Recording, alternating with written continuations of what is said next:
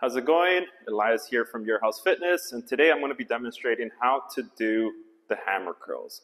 Now this exercise is a great exercise for the long head bicep, so great for toning the arms if you're looking to do that in your programming. So how you want to do this is you want to grab a good set of dumbbells, something that challenges you for 8 to 10 repetitions.